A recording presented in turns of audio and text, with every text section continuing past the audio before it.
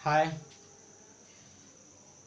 आज के इस वीडियो में हम लोग पढ़ेंगे विद्यार्थी जी सॉल्यूशन के टाइप के बारे में और सॉल्यूशन के अंदर जितने भी कंपोनेंट्स होते हैं उनको कैसे क्लासिफाई किया जाता है उसके बारे में। अभी हम लोग का सॉल्यूशन का इंट्रोडक्शन चल रहा है। तो पिछले क्लास में मैंने आपको बताया था कि सॉल्यूशन एक जब हम बनाते हैं, जब कोई भी एक हम सॉल्यूशन बनाते हैं तो सॉल्यूशन के अंदर नंबर ऑफ कंपोनेंट्स होते हैं। जैसे मान लीजिए कि a प्लस बी डाल दिए तो इसमें कितने कंपोनेंट्स हैं? दो। जैसे a प्लस बी प्लस सी डाल दिए तो इसमें कितने कंपोनेंट्स हैं? तीन। तो इसी तरह से हम आज बात कर रहे हैं सॉल्यूशन के टाइप। इसके आधार पर हम आपको बताए थे कि सॉल्यूशन को क्लासिफाई किया गया है binary solution, tertiary solution, quaternary solution and so on. ऐसे जैसे जैसे कंपोनेंट्स की संख्या बढ़ते जाएगा वैसे वैसे उसका क्लासिफिकेशन जो है, क्लास जो है वो चेंज होते जाएगा। तो आज की क्लास में हम लोग यही बात करने वाले हैं टाइप्स ऑफ सॉल्यूशन के बारे में। तो पिछले क्लास में हमने आपको बताया था बाइनरी सॉल्यूशन। बाइनरी सॉल्यूशन को हिंदी में बोलते हैं द्विअंगी विलयन। आज जो है इसका डिफिनीशन पढ़ते हैं। तो इसका डिफिनीशन होता है हुआ the solution in which total number of present components are two then such types of solution is called binary solution. इसको मैं समझा रहा हूं, पहले हिंदी बोल देता हूं तब। जैसे इसका हिंदी हो जाएगा वैसे विलयन जिसमें उपस्थित घटकों की संख्या दो हो उन्हें द्विअंगी विलयन कहते हैं। अब बात कर रहे हैं कि कोई एक ऐसा सॉल्यूशन हम उठाएंगे, जैसे मान लीजिए विद्यार्थी जी कि हम सॉल्ट प्लस वाटर का सॉल्यूशन उठाते हैं। तो एक तो इस जो सॉल्यूशन बनाएंगे सॉल्ट और वाटर का, इसमें सॉल्ट है और वाटर है, टोटल नंबर ऑफ कंपोनेंट कितने हो गए? दो। तो ऐसे सॉल्यूशन को हम बाइनरी बोलेंगे।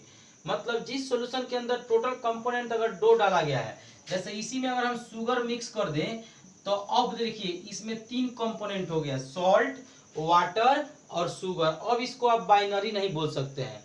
बाइनरी आप इसको तभी बोलेंगे जब इसमें टोटल नंबर ऑफ कंपोनेंट कितना हो? दो हो। अभी जैसे ये बाइनरी सॉल्यूशन है सॉल्ट प्लस वाटर। जैसे एक और एग्जांपल देखते हैं विद्यार्थी जी, शुगर प्लस वाटर, मतलब चीनी और पानी का अगर हम लोग मिक्सिंग करके एक सॉल्यूशन बना ले तो इसमें टोटल नंबर ऑफ कंपोनेंट दो है, तो इस तरह के सॉल्यूशन को हम बाइनरी सॉल्यूशन बोल सकते हैं। अगर हम तीसरा एक बात करें सॉल्यूशन का एग्जांपल, तो गोल्ड प्लस सिल्वर, इसको हम बाइनरी सॉल्यूशन बोल सकते हैं क्योंकि इसमें टोटल नंबर ऑफ कंपोनेंट दो है। ठीक है। सैंड प्लस वाटर, क्या इसको बाइनरी सॉल्यूशन बोल सकते हैं? आप लोग थोड़ा सा पहले सोचिए, क्या हम इसको बाइनरी सॉल्यूशन बोल सकते हैं? बिल्कुल नहीं, क्योंकि सॉल्यूशन वही होगा जो होमोजीनियस मिक्सचर होता है। हुआ सैंड और वाटर का हमने बताया था कि रेत को अगर पानी मिलाते हैं तो कंप्लीट मिक्सचर नहीं होता है और ये एक हेट्रोजीनियस मिक्सचर होता है। इसलिए ये होमोजीनियस जब मिक्सचर ही नहीं है तो ये सॉल्यूशन नहीं होगा, और जब सॉल्यूशन ही नहीं है तो ये बाइनरी सॉल्यूशन भी नहीं होगा। ठीक है। तो ऐसे मिक्सचर को आप एक बाइनरी सॉल्यूशन बोल सकते हैं क्योंकि इसमें टोटल नंबर ऑफ कंपोनेंट दो हैं। ठीक है। अब हम बात करेंगे टर्शियरी सॉल्यूशन का। तो इसका हुआ दिया हुआ the solution in which total number of present components are three. ऐसे ही अगर चार हो तो क्वाटरनरी बोलते हैं, पांच कंपोनेंट हो तो पेंटानरी, छह कंपोनेंट हो तो हेक्सानरी, और ऐसे ही आप आगे की ओर बढ़ते चले जाइएगा। हालांकि आपको केवल सिलेबस में आपको बाइनरी ही पढ़ना है, लेकिन एनसीईआरटी के अलावा ओपी टंडन के बुक में टर्शियरी के बारे में डिस्कस किया गया है, इसलिए हमने आपको टर्शियरी सॉल्यूशन भी बता दिया। ठीक है। तो कह रहा है कि वह जिसमें तीन कंपोनेंट हो उसी को हम टर्शियरी सॉल्यूशन बोलते हैं। हिंदी वाले लोग लिख सकते हैं वैसे विलयन जिसमें उपस्थित घटकों की संख्या तीन हो उन्हें त्रिअंगी विलयन कहते हैं। एग्जाम्पल मैं आपको एक बताता हूं, फॉर्मालिन। फॉर्मालिन एक सॉल्यूशन होता है विद्यार्थी जी, इसमें तीन चीजें मिक्स होती हैं। 40% रहता है इसमें फॉर्मलडिहाइड, HCHO को फॉर्मलडिहाइड बोलते हैं। 52% इसमें 52% रहता है विद्यार्थी इसमें वाटर, और 8% इसमें रहता है मिथाइल अल्कोहल। ये तीन चीजें मिलकर के फॉर्मालिन नाम का एक सॉल्यूशन बनता है। तो देखो फॉर्मालिन जो बनता है बुआ, इसमें हमने ये टोटल कितने चीजें मिक्स की हैं? तीन, फॉर्मल्डिहाइड, वाटर और मिथाइल अल्कोहल। तो तीन चीजें जब हम मिक्स कर दिए तो क्या उस सॉल्यूशन को, इस फॉर्मालिन को हम टर्शियरी सॉल्यूशन बोल सकते हैं? बिल्कुल बोल सकते हैं, कोई दिक्कत नहीं है। एक सॉल्यूशन के अंदर अगर तीन कंपोनेंट्स हैं तो उसको आप टर्शियरी बोल सकते हैं, अगर दो कंपोनेंट है तो उसको आप बाइनरी बोल सकते हैं। ये बाइनरी वर्ड आपको न्यूमेरिकल बनाने में बहुत हेल्प करेगा। जब मैं आपको कंसंट्रेशन टॉपिक पढ़ाने के बाद न्यूमेरिकल पर लेके चलूंगा तो वहां यह बाइनरी वर्ड आपको न्यूमेरिकल्स को सॉल्व करने में बहुत हेल्प करेगा। तो जल्दी से इसका आप स्क्रीनशॉट ले लीजिए। मैं अभी आपको सॉल्यूशन के कंपोनेंट्स का क्लासिफिकेशन बताने जा रहा हूं, जल्दी से आप इसको स्क्रीनशॉट ले लीजिए इसका। आइए बात करते हैं। अभी हम लोग सॉल्यूट और सॉल्वेंट के बारे में डिस्कस करेंगे। खूब अच्छा से समझिएगा, क्योंकि सॉल्यूट और सॉल्वेंट अच्छा से समझ में नहीं आएगा तो कोलिगेटिव प्रॉपर्टीज वगैरह पढ़ने में बहुत दिक्कत होगा।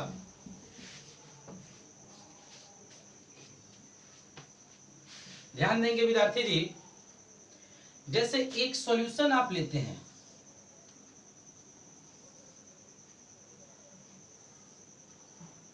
इस सॉल्यूशन के अंदर आपने क्या किया, a प्लस बी दो कंपोनेंट ले लिया। एक और कोई सॉल्यूशन बनाइए, एक और कोई कंटेनर लीजिए,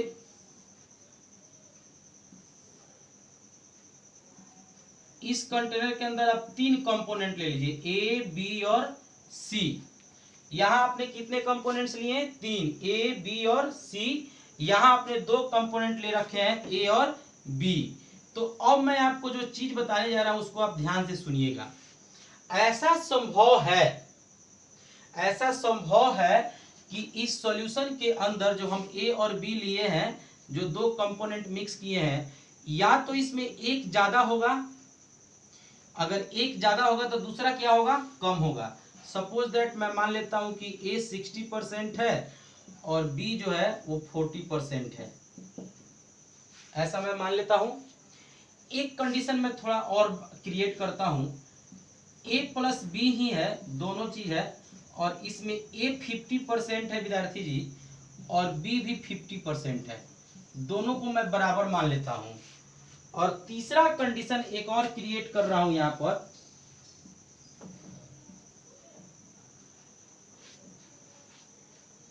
जिसमें मैं तीन कंपोनेंट्स लेता हूं, ए बी और सी।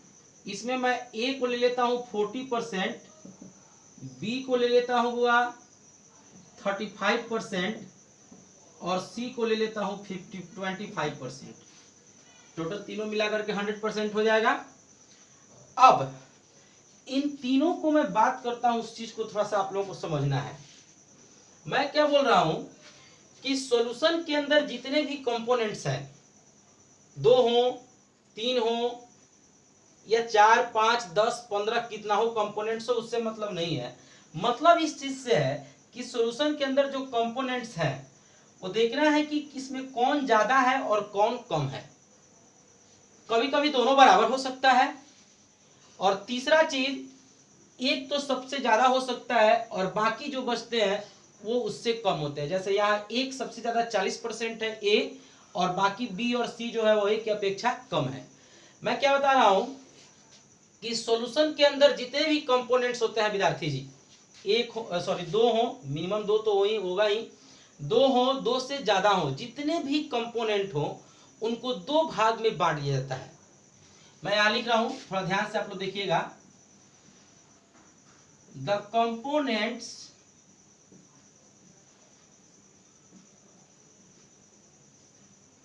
components of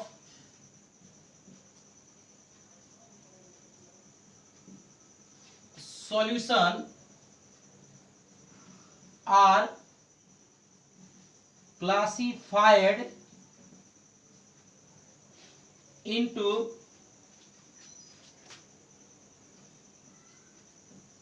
two parts.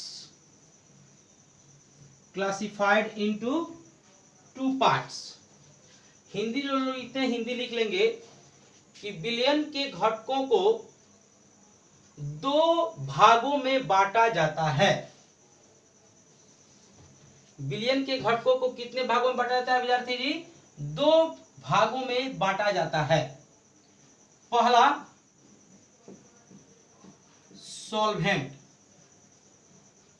जिसको हिंदी में बोलते हैं विद्यार्थी जी विलायक या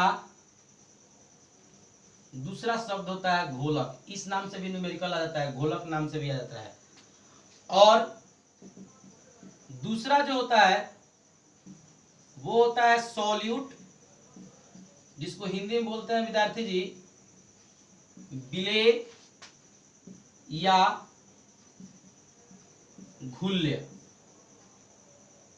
तो आपको पढ़ना है कि सॉल्यूशन के अंदर जो कंपोनेंट्स हैं, सॉल्यूशन के अंदर जितने भी कंपोनेंट्स हैं उन कंपोनेंट्स को हम लोग दो पार्ट्स में बांटेंगे, चाहे वो दो कंपोनेंट्स हो या दो से ज्यादा हो। इनको पार्ट्स में बांटने के लिए कुछ डिफिनीशन मैं आपको बताऊंगा कि किस आधार पर, जैसे यहाँ पर दो चीजें हैं ना, इनको आपको दो पार्ट में बांटना है। एक को आपको सॉल्वेंट बोलना है, दूसरे को आपको सॉलिड बोलना है। यहाँ तीन चीजें हैं, इनको दो पार्ट में आपको बांटना है। इसमें से कोई एक सॉल्वेंट हो जाएगा, बाकी जो बचेगा वो सॉल्यूट हो जाएगा। कैसे बांटेंगे उसके लिए आपको डिफिनीशन पढ़ना होगा। तो सबसे पहले मैं आपको सॉल्वेंट का डिफिनीशन लिखाता हूं और उसके लिए क्या करता हूं, इसको मैं अभी ये नीचे बनाया हूं इसको मैं मिटा रहा हूं, इरेज कर रहा हूं, और तब मैं आपको सॉल्वेंट का डेफिनेशन पढ़ाऊंगा। ठीक है,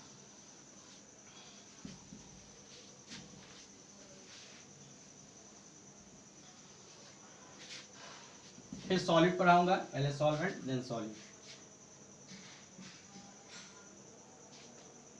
सॉल्वेंट के लिए लिखिएगा the component of a solution, the component of a solution which is present in greater amount than other component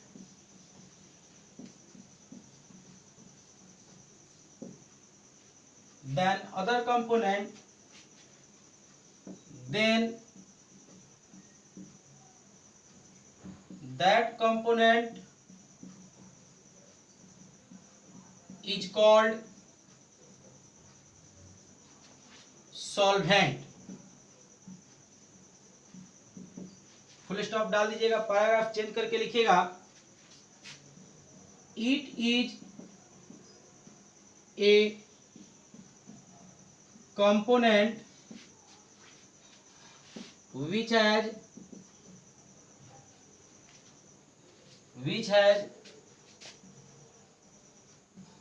same state of aggregation as the state of solution.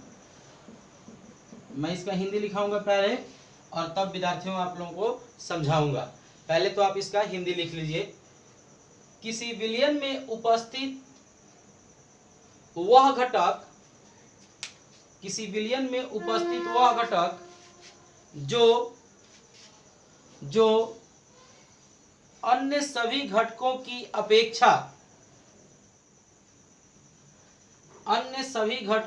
अपेक्षा सबसे अधिक मात्रा में हो, उसे विलायक कहते हैं। उसे विलायक कहते हैं। और पूर्ण विराम डाल के पैराग्राफ चेंज करके आप लोग लिख लेंगे, यह विलयन का वह घटक होता है जो विलयन की अवस्था को अपनी अवस्था के अनुरूप बदल देता है। विलयन की अवस्था को अपनी अवस्था के अनुरूप बदल देता है। मैं अभी आपको एग्जाम्पल बताऊंगा सॉल्वेंट का। सॉल्वेंट को हिंदी में विलायक कहते हैं। जैसे मान लीजिए कि एक सॉल्यूशन हम लोग ले रहे हैं, उसमें दो कंपोनेंट मिला दिए ए और बी। तो ए और बी मिलाने के बाद विद्यार्थी जी, जैसे ए है, इसको मैं ले लेता हूं 60% और बी को ले लेता हूं 40%। तो ए और बी जो आप मिलाए हैं, इसमें ए ज्यादा है कि बी ज्यादा है? ज्यादा मात्रा में कौन है उसको देखना है। सबसे पहला इसमें कह रहा है कि the component of a solution, विलयन का वह घटक which is present in greater amount than other component, जो अन्य घटकों की अपेक्षा सबसे अधिक मात्रा में हो। तो इसमें दो ही न है, तो बी की अपेक्षा ए सबसे ज्यादा मात्रा में है, तो यहाँ पर ए हो जाएगा विद्यार्थी जी सॉल्वेंट। जो ज्यादा मात्रा में है वो हो जाएगा सॉल्वेंट, और जो कम मात्रा में है वो हो जाता है सॉल्यूट। लेकिन मैं अभी आपको सॉल्यूट पढ़ाया नहीं हूँ, इसलिए आप समझ सकते हैं, बाद में मैं डिफिनेशन लिखा दूंगा, एग्जाम्पल इसी में रह जाएगा। ठीक है, उसके बाद हम बात कर सकते हैं एक और एग्जाम्पल। जैसे ये जो अभी लाइन है वो कहाँ अप्लाई करते हैं मैं बता रहा हूँ। यहाँ तो आपको क्लियर हो गया कि ज्यादा मात्रा में है तो सॉल्वेंट हो गया, जो कम मात्रा में होता है वो सॉल्यूट हो जाता है। दूसरा चीज, एक ऐसा मैं सॉल्यूशन लेता हूं, जैसे ए और बी। ए है, ध्यान से सुनना है, 50% और बी भी है 50%। अब सवाल है कि जब दोनों बराबर मात्रा में है तो आप सॉल्वेंट किसको बोलेंगे? जो ज्यादा है उसको सॉल्वेंट बोल दिया, लेकिन यहाँ ए और बी दोनों 50-50% है। अब आप सॉल्वेंट किसको बोलेंगे ये सोचना है। ठीक है, तो सॉल्वेंट यहाँ पर किसको बोलते हैं, इसी के लिए मैंने यह लाइन लिखाया है कि इट इज ए कंपोनेंट, मतलब सॉल्वेंट एक ऐसा कंपोनेंट होता है which has same state of aggregation as the state of solution, मतलब जो सॉल्यूशन की अवस्था को, सॉल्यूशन के स्टेट को अपने स्टेट के अकॉर्डिंग एग्री कर लेता है, सहमत कर लेता है। मतलब जिस स्टेट में सॉल्वेंट होगा उसी स्टेट में सॉल्यूशन होगा। मेरे कहने का मतलब ध्यान से सुनिएगा विद्यार्थी जी, यह ए बी सी डी का ए नहीं है। यहाँ जो ए और बी हम ले रहे हैं वह कोई सबस्टांस है, कोई पदार्थ है, जिसको हम मिक्स करके क्या बना रहे हैं, सॉल्यूशन बना रहे हैं। तो यहाँ जो हमने ए ले रखा है ये कोई ना कोई सबस्टांस होगा, कोई ना कोई पदार्थ होगा। बी जो हमने ले रखा है ये भी कोई ना कोई सबस्टांस होगा, कोई ना कोई पदार्थ होगा। तो मैं क्या बोल रहा हूँ कि ये जो ए है, जब कोई पदार्थ है, जब कोई सबस्टांस है, तो या तो ये सॉलिड होगा, नहीं तो लिक्विड होगा, नहीं तो गैस होगा, कोई तीन में से एक होगा। मैं मान लेता हूं कि ये जो हमने ए ले रखा है वह कोई सॉलिड है। सपोज दैट, ये मैं किताब की भाषा नहीं बात कर रहा हूं, मैं अपने से मान के बात कर रहा हूं कि सपोज दैट मैंने मान लिया ए सॉलिड है और बी लिक्विड है। हो सकता है दोनों सॉलिड हो सकता है दोनों लिक्विड हो सकता है दोनों गैस हो सकता है दोनों डिफरेंट हो, उससे कोई फर्क नहीं पड़ता है। मैं जो बता रहा हूं उसको ध्यान से सुनिएगा विद्यार्थी जी। सपोज दैट कि आपने आधा किलो चाहे 5 केजी आपने चीनी ले लिया और 5 केजी आपने पानी ले लिया। चीनी लिया तो सॉलिड लिया, पानी लिया तो लिक्विड लिया, दोनों को अब मिक्स कर रहा है। 50-50% दोनों है, 5-5 केजी दोनों है, तो टोटल 10 किलो में 5 किलो तो 50%। मैं क्या बोल रहा हूं, ए और बी को आप जो मिला करके सॉल्यूशन बना रहे हैं उसमें ए भी 50% है, बी भी 50% है। तब आपको पता करना है, जब दोनों बराबर बराबर मात्रा में है तब आपको पता करना है कि हम सॉल्वेंट किसको बोलेंगे।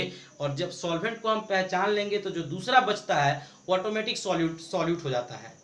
पहले हमको सॉल्वेंट पहचानने आना चाहिए। तो हमने बताया था जो ज्यादा मात्रा में है वो सॉल्वेंट, लेकिन यहाँ तो दोनों बराबर मात्रा में है, तो आप सॉल्वेंट किसको बोलेंगे, इसके लिए आपको देखना है। विद्यार्थी जी आप सोचो कि अगर आपने चीनी ले रखा है और पानी ले रखा है, दोनों बराबर है, जब तुम मिक्स करोगे तो मिक्स करने के बाद जब कंप्लीट मिक्सचर बन जाएगा तो तुमको जो सॉल्यूशन दिखेगा वो सॉलिड स्टेट में दिखेगा कि लिक्विड स्टेट में, चीनी घुल जाएगा पानी में कि पानी घुल जाएगा चीनी में? घुलने के बाद तुमको चीनी दिखेगा कि पानी दिखेगा? पानी दिखेगा।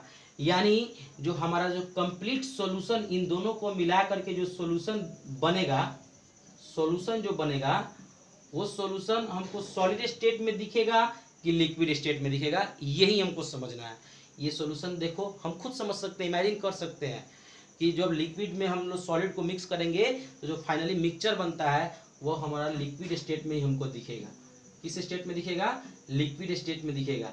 तो ये जो सॉल्यूशन का स्टेट है लिक्विड स्टेट इसलिए बन रहा है क्योंकि ऑटोमेटिक सॉलिड को जब हम लिक्विड में घोलते हैं तो लिक्विड ही बनता है। तो तुमको बस ये देखना है कि जो हमारा सॉल्यूशन है उसका स्टेट बी के स्टेट के जैसा है कि सॉल्यूशन का स्टेट ए के स्टेट के जैसा है। किसके स्टेट के जैसा है? तो सॉल्यूशन जो है वो बी के स्टेट से मैच कर रहा है, दोनों का लिक्विड लिक्विड है, इसलिए यहाँ पर केस में बी हो जाएगा सॉल्वेंट और ए हो जाएगा विद्यार्थी जी, ये जो ए है ये हो जाएगा हमारा सॉल्यूट। ये आपको समझना होगा, ठीक है? क्लियर है? सॉल्यूशन का स्टेट जिस कंपोनेंट से मैच करेगा वही हमारा, अगर ये लिक्विड रहता ये सॉलिड तो ये हो जाता सॉल्वेंट, ए हो जाता, ठीक है? मैं अब 3 की बात कर रहा हूं, जैसे ए बी सी। आप लोग खांसी का सिरप देखते हैं, खांसी का जो सिरप होता है उसमें 40% लिक्विड होता है, बाकी जो 60% अदर सारे कंपोनेंट्स मिले होते हैं। बहुत सारे कंपोनेंट्स, एक ही चीज नहीं मिला होता, बहुत सारे कंपोनेंट्स होता है। तो खांसी के सिरप में 40% लिक्विड हो गया, बाकी जो कंपोनेंट्स होते हैं वो सब 60% में होते हैं। तो 60% में बहुत सारे कंपोनेंट, अकेले 40% वाटर, तो सबसे ज्यादा कौन हुआ? वाटर। ऑटोमेटिक वाटर वहां पर सॉल्वेंट का काम करता है। मैं वही एग्जांपल यहाँ दे रहा हूँ, जैसे ये ए हो गया 40%, बी को लेट से हमने मान लिया 35% और सी को मान लिया 25%, ये रहा। अब इन तीनों में सबसे ज्यादा कौन है? कंपेयर करना है, तीनों में सबसे ज्यादा कौन है? तो तीनों में सबसे ज्यादा कौन है बुआ? तीनों में सबसे ज्यादा है ए, तो ये ऑटोमेटिक हो जाएगा, ए हो जाएगा सॉल्वेंट, बी हो जाएगा विद्यार्थी जी, और सी हो जाएगा, ये जो बी और सी है ये दोनों बच गया, ये हो जाएगा सॉल्यूट। मतलब सॉल्यूट एक से अधिक हो सकता है। सॉल्यूट को हिंदी में बिले बोल देंगे और सॉल्वेंट को बिलायक बोल देंगे। एनी प्रॉब्लम होगा, कोई दिक्कत तो आप व्हाट्सएप नंबर वीडियो में देख के पूछ सकते हैं। तो मैं यहाँ बता रहा हूँ कि यहाँ आप कम देख सकते हैं कि जो सॉल्यूट की संख्या है वो 2 है यहाँ पे, और सॉल्वेंट हमेशा 1 होता है, जो कि पूरे सॉल्यूशन के अंदर एक ही ऐसा चीज होगा जो सबसे ज्यादा मात्रा में होगा। अब बाकी सब तो उससे कम होगा तो सब चला जाएगा सॉल्यूट में, और जो एक सबसे ज्यादा मात्रा में होगा वही हो जाएगा सॉल्वेंट। इस तरह से आप सॉल्वेंट के बारे में समझ सकते हैं। कोई दिक्कत होगा तो आप व्हाट्सएप नंबर पे पूछ सकते हैं। इसका जल्दी से आप लोग स्क्रीनशॉट ले लीजिए। आपके स्क्रीनशॉट लेने के बाद मैं शुरू करूंगा, सॉल्यूट का डिफिनेशन शुरू करके आपको लिखाता हूँ। जल्दी से इसका स्क्रीनशॉट लिया जाए।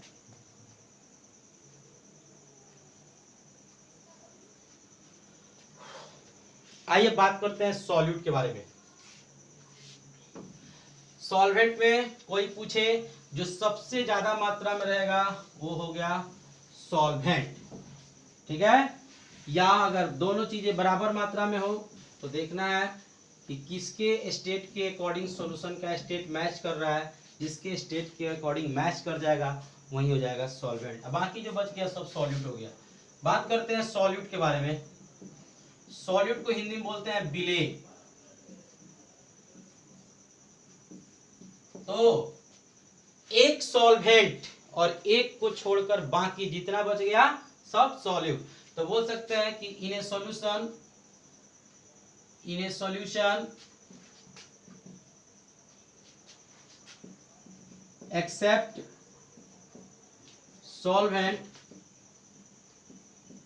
रेस्ट